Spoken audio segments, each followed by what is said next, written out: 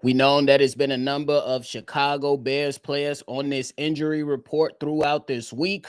We got some good news. We got some not so great news with Kyler Gordon officially being listed as out for the Sunday matchup versus division rival, the Detroit Lions. Y'all know we're going to talk about it, break it all down, but you got to hit the music first.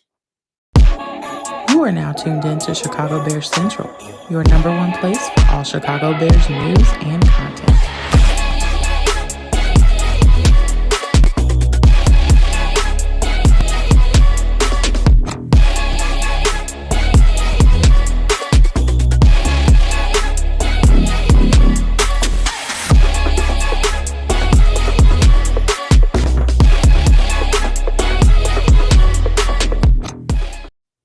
What's going on, y'all? Welcome back into another episode of Chicago Bears Central, your number one spot for everything Chicago Bears. I'm host here, Bobby, and I'm holding it down, bringing you guys the latest regarding the Chicago Bears. We've all been watching closely with this injury report, and we got some updates out there, man. We got some updates out there. I'm going to start off with the bad. Kyler Gordon is officially ruled out for our Sunday matchup versus the Detroit Lions, which is a huge hit in my opinion. Which is my opinion, man. They saying Kyler Gordon got paid and left the check. But hey, I'm looking at it as, look, man, you definitely want to take your time with some of those hamstring injuries, and you definitely don't want to rush guys back on soft tissue injuries. Look, even if he missed this game, we still got 15 games left. And as the season goes on, and with guys from other teams dropping off, I'd rather see if we can keep as many players on the field for us as possible. But we do know Kyler Gordon is one of those pieces that we really, really love over here in Chicago, Mr. Spider-Man himself. But as C-Dub said yesterday, I ain't ever seen Spider-Man pull a hammy. That's just a little funny stuff.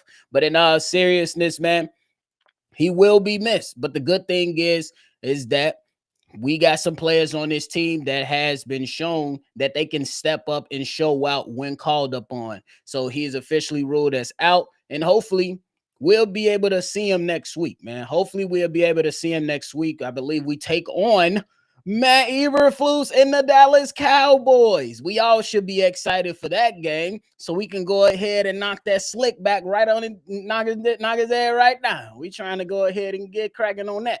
But we got to take care of business right in front of us, at least for right now.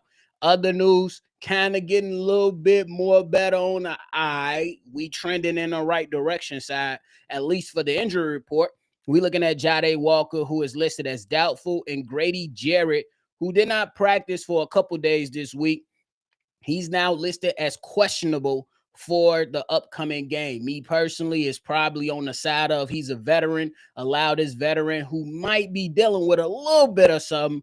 So, you know what I'm saying? Just get a couple days off during the week, still attend, the walkthroughs and still be a part of the ongoing activities throughout Hallis Hall. But, you know what I'm saying? Let the big fella go ahead and get him a day. But he did go out and have a limited practice today. So he did do a couple things and will be listed as questionable for Sunday's game. Now, when it comes to Grady Jarrett, if he is not a go on Sunday, that means there is a possibility we get to see another young player for the Chicago Bears to see what he can do. That guy is Shamar Turner. I don't necessarily believe he will start. I believe that will be given to Andrew Billings, but he should be a part of the rotation. And if we keeping it real, maybe we get to see if Dominique Robinson can rise from the, from the grass of practice and be able to show us something in an actual football game. Now we get on to the good news. Hold on, my bad. Before we get to the good news, we got to let y'all hear something from our sponsors from DraftKings. 1 second. What's going on, y'all? It's Hayes. You guys already know I'm one of the biggest sports fans out there. I'm a fan of every single sport, from NBA to MLB to NFL, even UFC. And so because of that, I have teamed up with DraftKings Sportsbook to get you guys a deal. New customers can bet $5 and get $200 instantly in bonus bets. That's $200 instantly in bonus bets. All you got to do is use our promo code Bear Central. It's just that simple. You already know the name of the channel. You're here watching us. You can take the next great touchdown that is coming and you can bet on it. Stay on in on the action and use your bonus bets on DraftKings same-game parlays for a shot at even bigger payouts. And if you love the thrill of live betting, DraftKings got you covered. You can bet on live in-game progress games as they happen. If sports betting is not yet available in your state, don't even worry about it. You can still join in on all the fun with DraftKings daily fantasy sports and have a shot to win cash prizes. Again, teamed up with DraftKings, got an exclusive deal for you guys. $5 can get you $200 instantly in bonus bets. Go to DraftKings and sign up and tell them they sent you. Peace.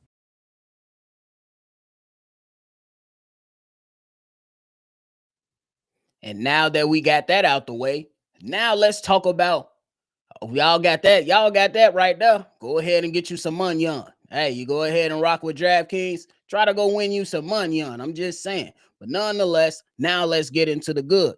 Now, players that did have a full go of practice after being on the injury list, that's Josh Blackwell, TJ Edwards, Jalen Johnson, Roshan Johnson. And thank you to whoever you pray to. I know who I pray to, but whoever you pray to, thank that person. DJ Moore has not been placed in the hospital after that hit last week because, man, I ain't gonna lie, Caleb Williams, that football, bro, you try to, I feel like after DJ Moore got that hit last week, it should have been steak dinners, seafood boils, mac and cheese, greens, and baked chicken all week for DJ Moore. All week for DJ Moore. But he had a full practice today and yesterday actually as well. Been good all week, honestly. And it's good to see that DJ Moore is going to be out there. The good, and adding on to the news, we're going to get Jalen Johnson back in that defensive backfield. The linebacker core is going to be full, ready to go. You know what I'm saying? So TJ Edwards is going to be out there, was dealing with a hamstring injury. The Chicago Bears defense that put on a really good first 3 quarters, they almost at full strength, baby. And those guys that are still going to be filling in, let's continue to fill in. And I expect those guys to go out there and battle versus the Detroit Lions. The Detroit Lions and Dan Campbell putting it on wax, saying they guaranteed they win. That's bulletin board material. I heard that my man's Ben Johnson had that Jorge Masvidal knockout circulating and constantly going. Let's go ahead and put a John Bones Jones clip up. Let's put a John Jones Bones clip up. Let's go ahead and see what's to it, man. Let's go ahead and see what's to it, because they talking greasy in Detroit. They already counted as a dub. Let's see what we can do. You know what I'm saying? Let's learn from our mistakes last week. Let's come together and make sure that we clean up on the details. And I give a lot of credit to Coach Ben Johnson simply because he did not sound like a politician. He did not sound like a politician. He actually sounded like a guy that held himself accountable. And shout out to him for shutting down the reporter in the press conference earlier for constantly bringing up Monday. Bro said, this is the last time I'm talking about Monday. It's over with. Why we still talking about this? We got a game to focus on Sunday. Why y'all still harping on that? That's right, Coach Ben Johnson. Get some of these guys in the media that constantly want to see us down. You know what I'm saying? Go ahead and put their ass in line, because we can't keep falling for that, man. It's time to move on. You go ahead, you talk about a day or two, but come on, bro. It's Friday. It's Friday. The game is Sunday. Let's focus on Detroit. Let's focus on the task at hand. So big shout out to Coach Ben Johnson on that. Now, Ben Johnson, I'm looking at you, big dog. I can't hold you. I'm looking at you, big dog. You said we're going to run the rock mode. You get Rojo back. You still got Cal Monangai. You got DeAndre Swift, who made some solid plays. You know what I'm saying? Let's go ahead and make sure we give Caleb Williams some, a little bit of more security with the run game and Caleb Williams. Let's get those feet calm, bro. Let's get the feet calm, and let's make sure we got to do what we got to do. For real. Let's see what we got to do. Man, but hey, let's go ahead and see what y'all talking about in this chat. Are we going to see Luther Burden and Cal Monangai get some playing time? They got playing time, but not a lot of it last week. So we shall see. We shall see. Ja the Builder, what up, dog? My name Bob the Builder. Hell, you talking about, boy?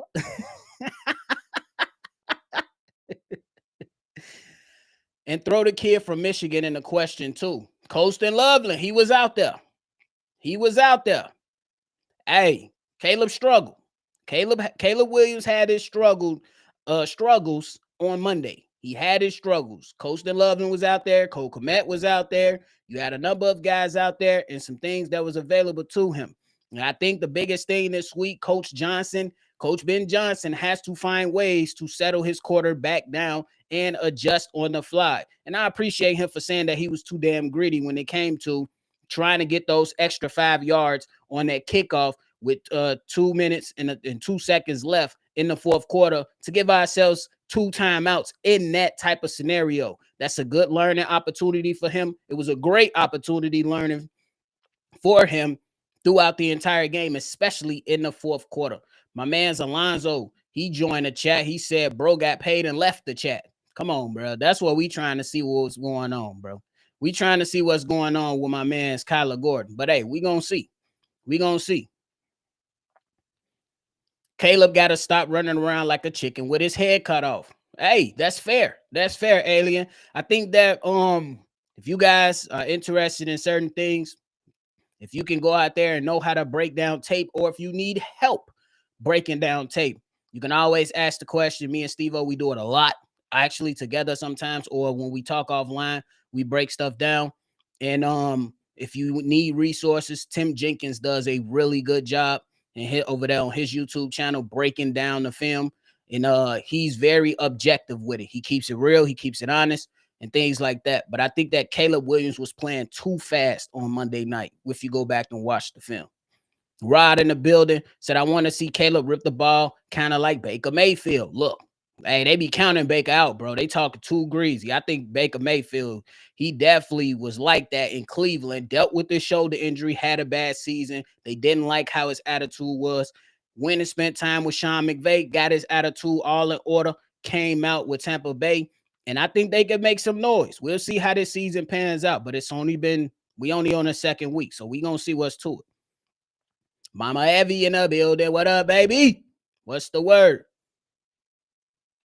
I'm not worried too much because we're getting JJ and TJ back this week. It's good to see them boys back this week.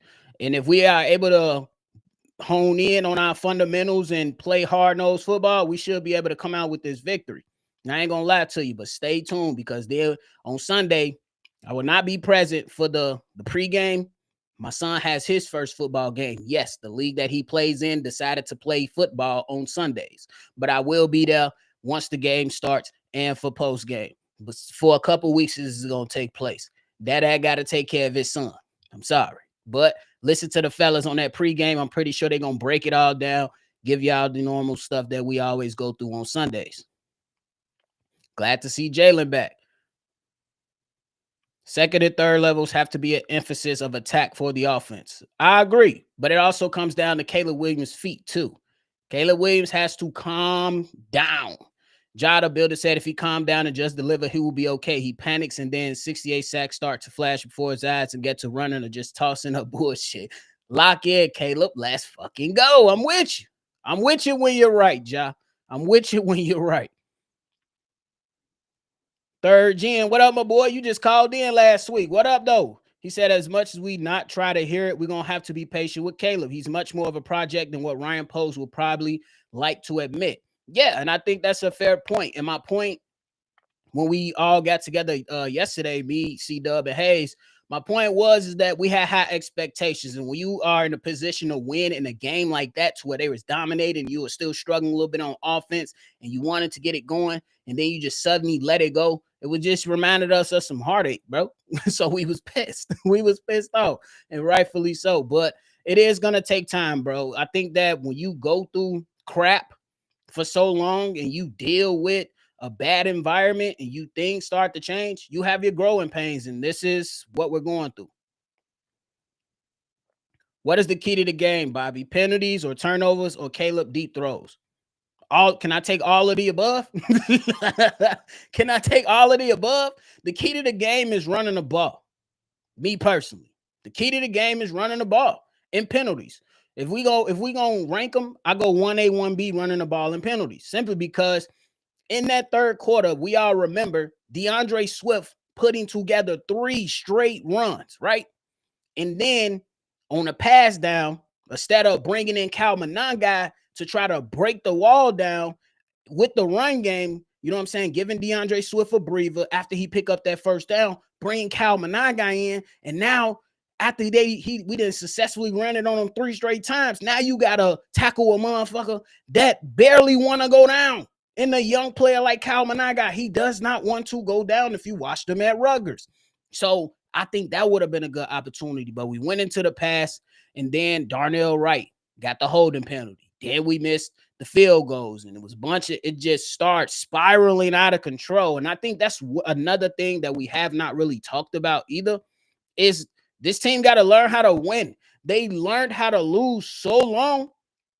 You got to figure out how to win, because if once shit started to go bad, look at the body language between the quarterback. Look at the body language between the other vets who's been here. Tremaine Edmonds, the safety, Jaquan Brisker. Look at DJ Moore. You know what I'm saying? Guys like that. The body language was so bad because they was used to this. They're used to this type of stuff.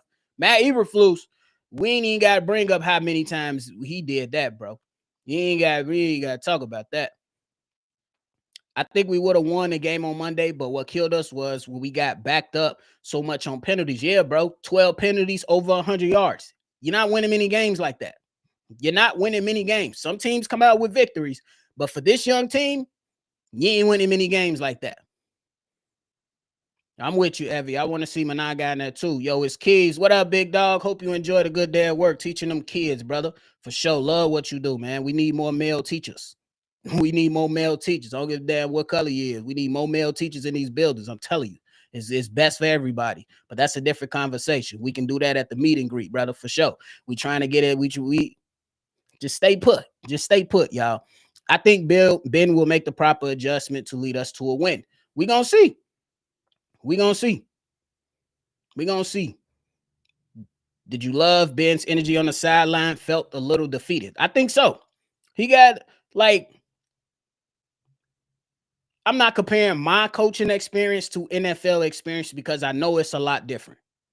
But there's a couple, like when I first started coaching, I started coaching 5 and 6-year-old flag football, right?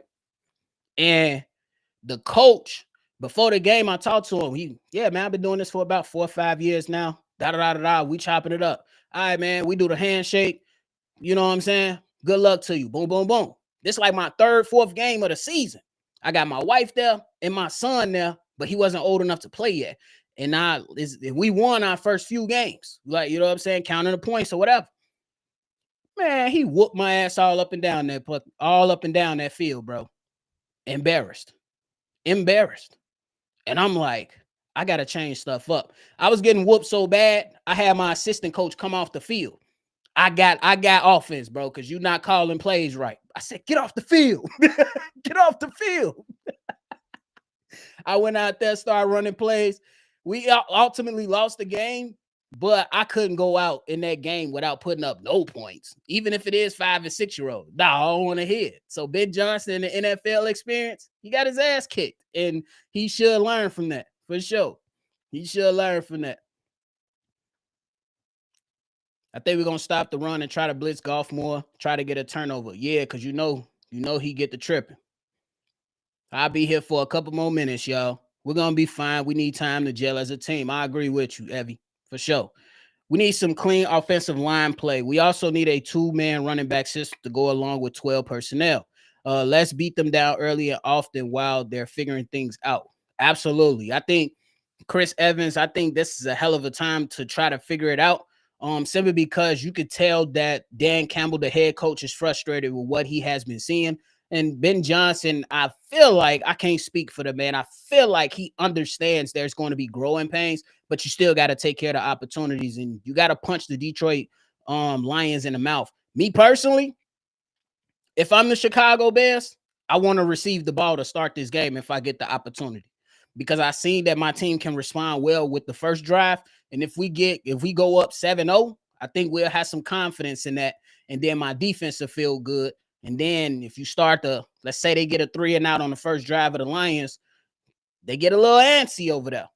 But it's all about strategy. We're going to let the guys do what they do. Man, with time comes greatness. We got to use 3 running backs, 2 tight ends, get Roman Luther the ball along with DJ and Oz. For real. Caleb got to be right.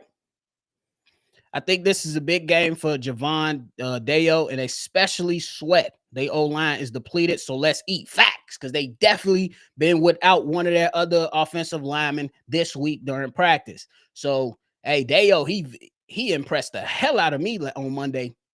On Monday, very, very impressed with what Deo and Dingbo was able to do out there because I was like, bro, in preseason, what we doing? You know what I'm saying? In preseason, I was like, what we doing? And I need Montez Sweat to join the party, bro. It's literally like, bro, the bouncer is like, bro, you can come in. There's a couple baddies in there. Montez Sweat standing there. Oh, no, man. Get your ass in there, boy. Get your ass in there. For sure.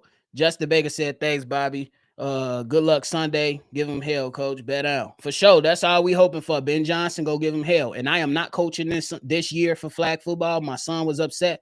I want to watch and learn. I want to watch and learn. I want to improve my game as my son get older because I'm going to follow him all the way. So we're going to see what's to it, though. But, hey, that is it for me today, y'all. I appreciate y'all for tuning into another episode. Make sure y'all lock in. If you have not called in and got your voicemail in, call in and get your voicemail in, man. That voicemail will be dropping by me and C-Dub tomorrow. And the number to do so is 773-242-9336. We are the #1 spot for everything Chicago Bears. I appreciate y'all. And, man, Chi-Town up and bet down, baby. We need a W in the worst way.